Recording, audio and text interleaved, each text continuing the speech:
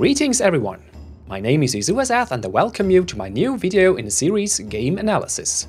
Today, we're continuing with the scenes and locations analysis of the E3 2019 trailer. But before I say anything else, let me extend my deepest gratitude to all of you for helping me grow this channel.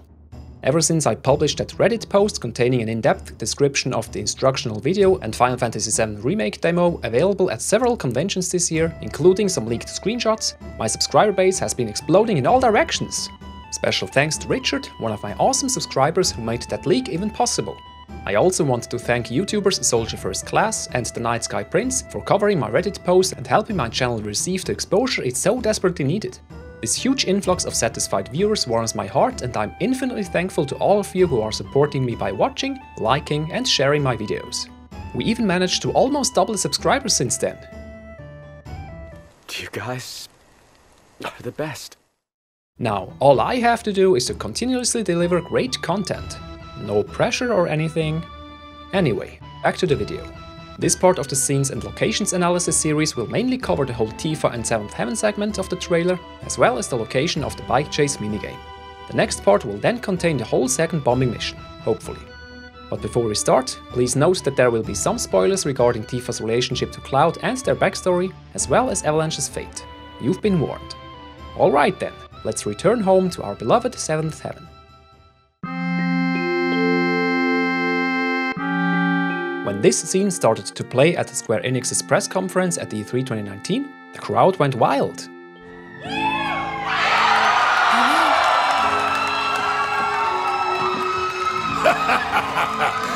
Also, at an earlier point in the Final Fantasy VII Remake presentation, the presenter Neil Pabon asked Kitase-san, who was also present on stage, when we can finally see Tifa. Even at the mere mention of her, the crowd almost lost it. Speaking of other party members, Kitase-san, when are we going to see Tifa in action? Maybe soon. What's really funny, however, is that the keen observer may notice Tifa in the background of two different battle scenes prior to her reveal in the same trailer. The first appearance happens after Aerith's healing wind limit break in the train graveyard, where we can see Tifa standing back up after finishing an attack.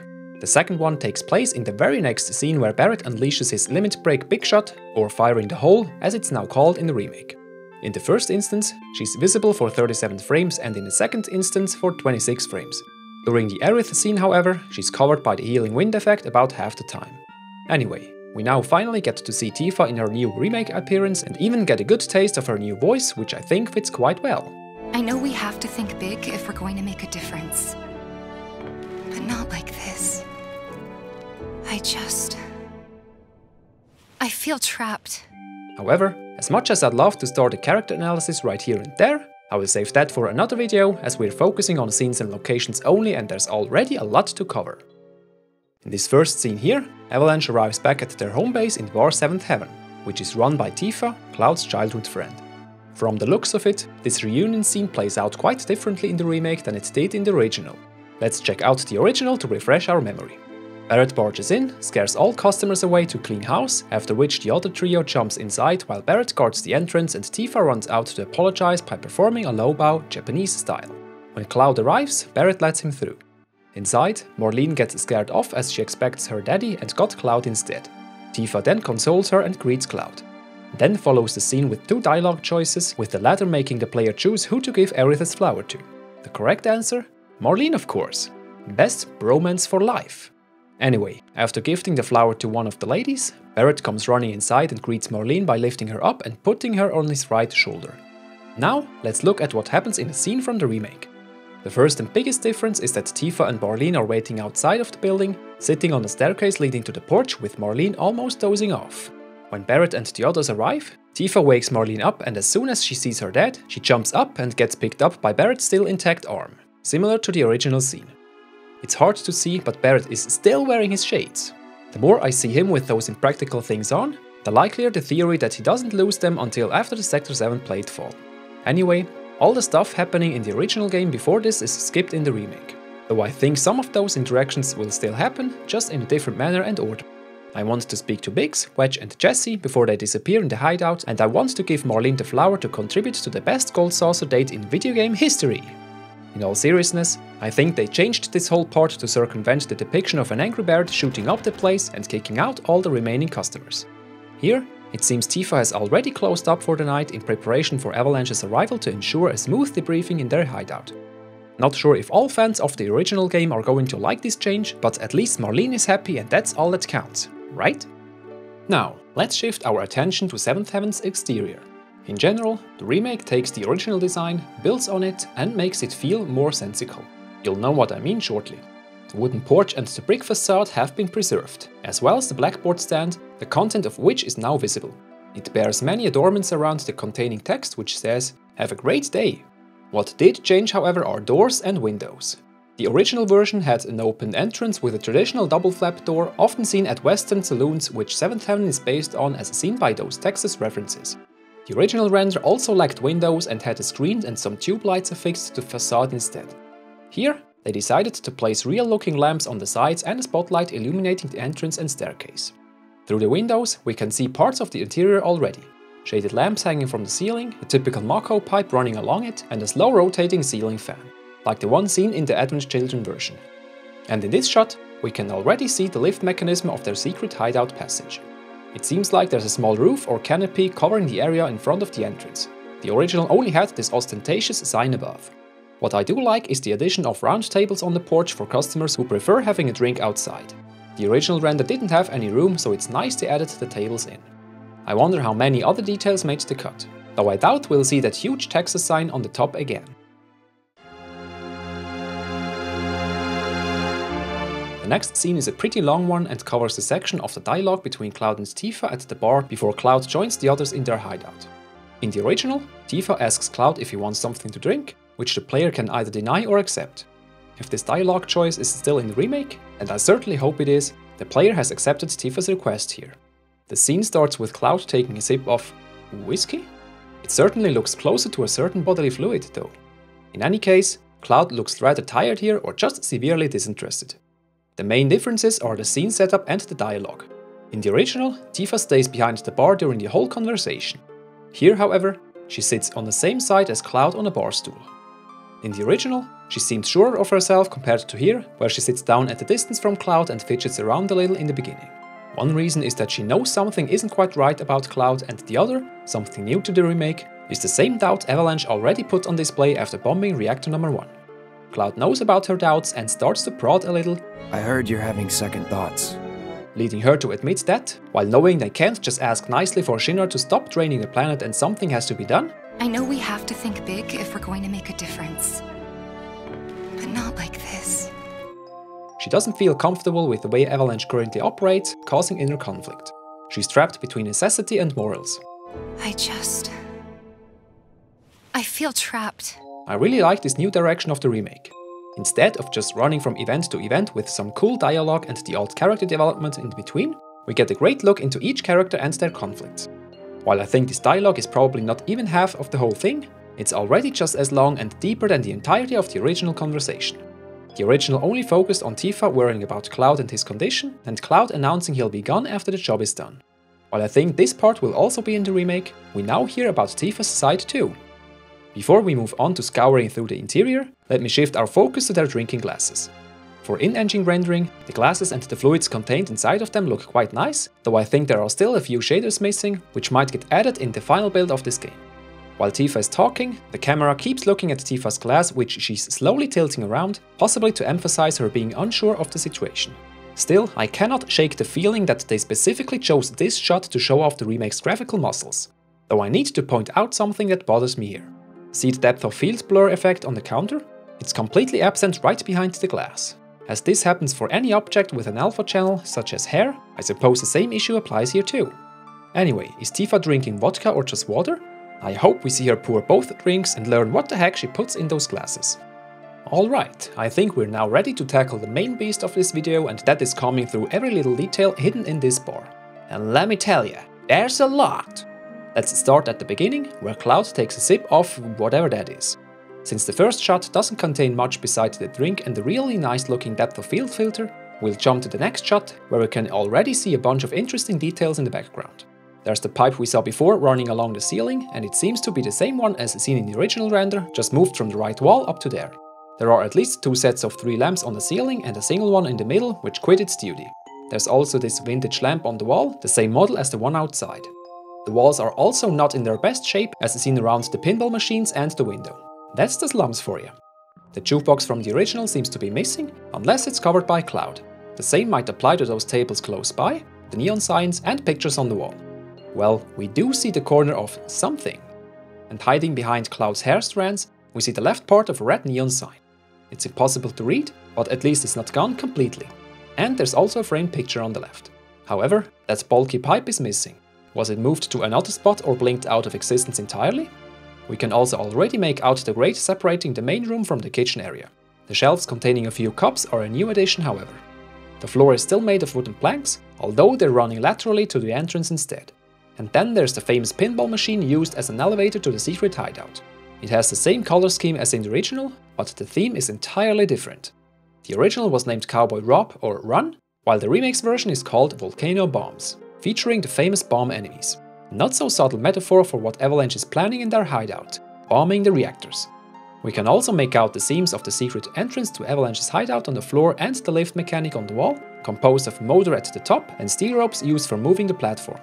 Different than the original, there's now a second pinball machine possibly called Gold Rush Tale 2, retaining the western theme in the original game. It even depicts several horse-riding cowboys.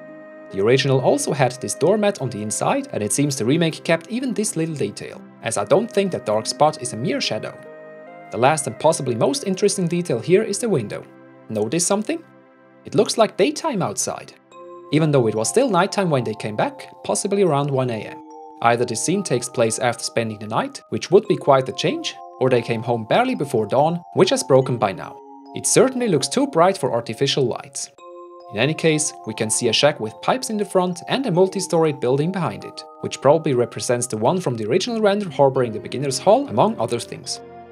In the next shot, where Tifa is sitting down on one of the bar stools, we get a good look at several details. The bar counter stays intact and the bar stools are still green, though they now stand on 4 legs instead. The big refrigerator also made the cut, though it shows less wear and tear and has a stronger green tint. Of course, there's still miscellaneous stuff affixed to the door. One of which looks to be a drawing by Marlene, most likely representing herself as she does wear a dress with a skirt-like bottom half and a ribbon on her chest while sporting brown chin-long hair. The photo to the left seems to contain the original render of the 7th Heaven bar from the outside. Pretty sneaky Easter egg. There's another one to the lower right, possibly also depicting a background render of the original game. However, the only one close enough I could find is the garment shop in Wall Market. Could that be foreshadowing to the cross-dressing part in Sector 6 for observant players? Now, the next item is a peculiar one. I tried to enhance it using AI Gigapixel software and it even looks really sharp and cool, though its content is still indiscernible. At first, I thought it to be some sort of recipe, but I've seen others argue that it might be a manual for Barrett on how to use materia and I really like the idea. In the remake, Barrett already seems to know how to use materia as he's using at least the one slotted into his gun arm during the first bombing mission. This manual would be the perfect throwback to the extensive tutorial in the original game, which I think happens differently in the remake. However, I'm bothered by this triple connection. Be it as it may, I'm already looking forward to checking this one out when playing the final version of this game. Alright, let's keep going. Unfortunately, dish shelves above the fridge are missing, which exposes the dirty brick wall instead. The shelf above the bar is also missing, but at least got replaced by a couple of cupboards.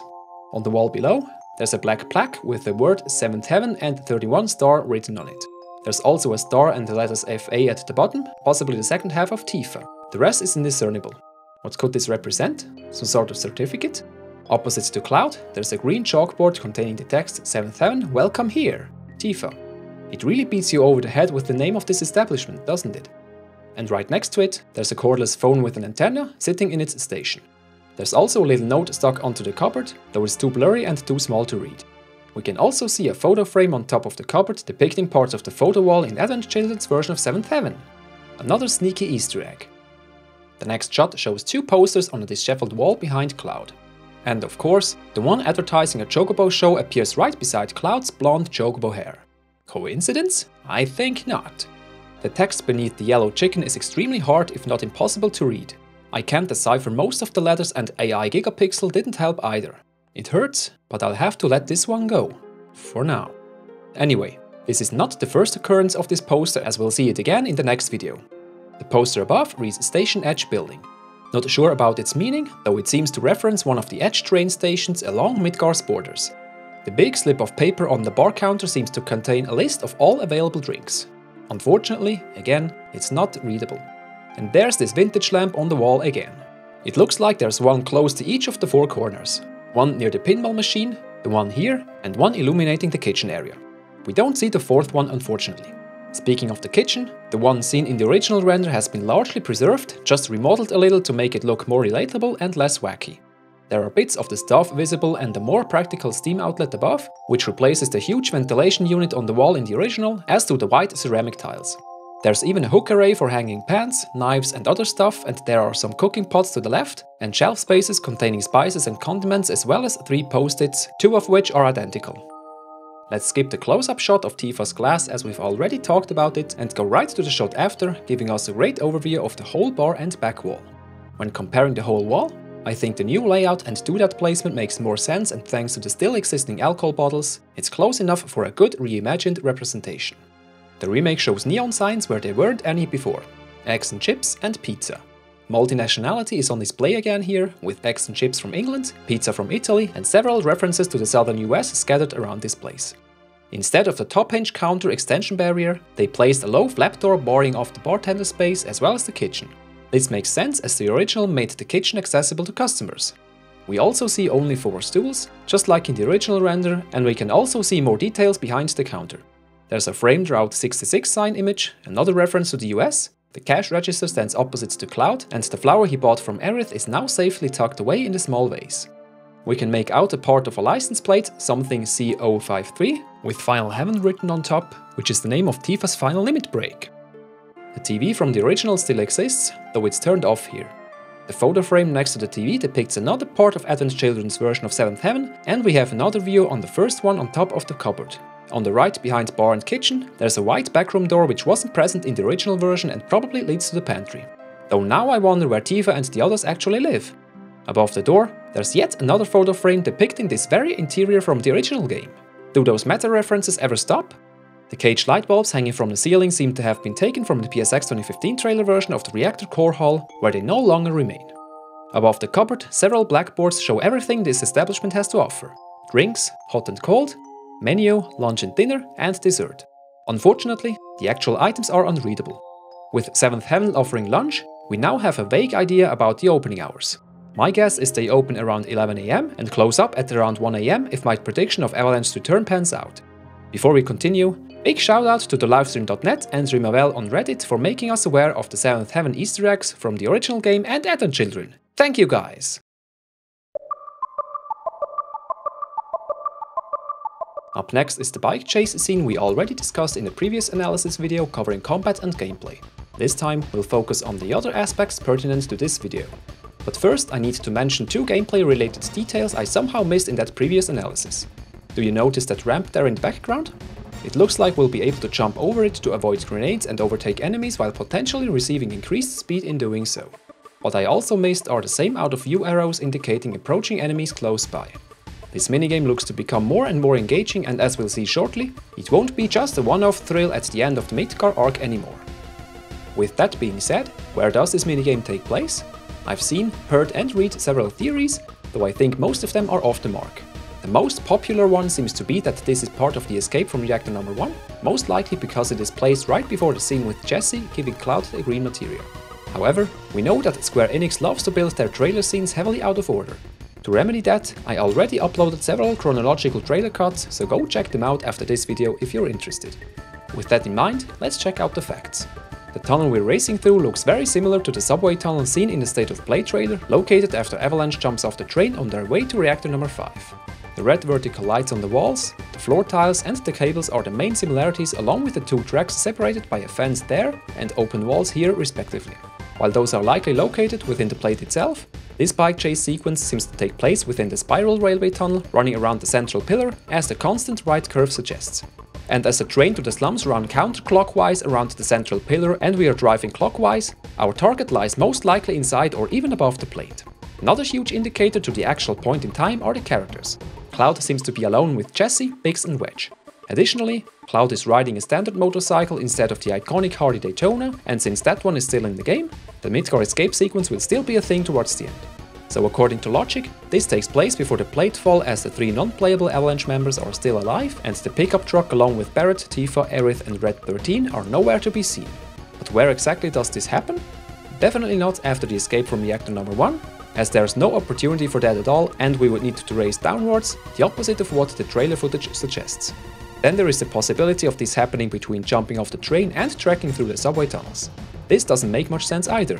Hear me out.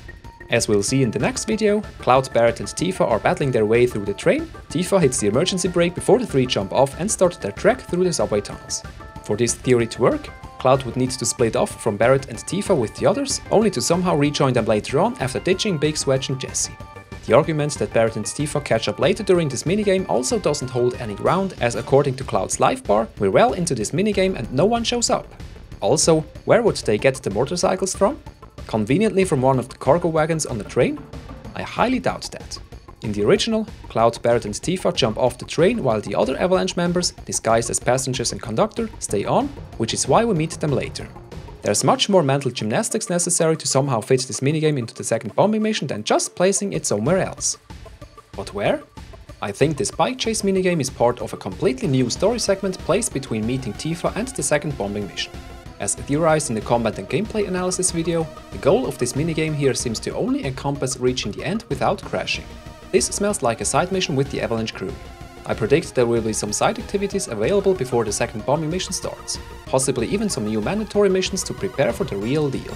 And at least one of them might include traveling to the plates above, possibly to retrieve something in preparation for their big mission or to gather intel. Without a valid ID, they can't go by train, which is why we're forced to travel upwards by other means, in this case by motorcycle. After the first time, we might be able to repeat this minigame at our leisure at a later time. With that settled, let's have a quick look at the tunnel itself. Since we'll be making quite the distance, repetition is inevitable. The pipes and lights on the walls, the ceiling structure as well as the floor textures keep repeating over and over. The only thing that changes every now and then is the center of the tunnel, which is mostly open, but sometimes closed off, separating the 2 train tracks and thus shrinking the playing field.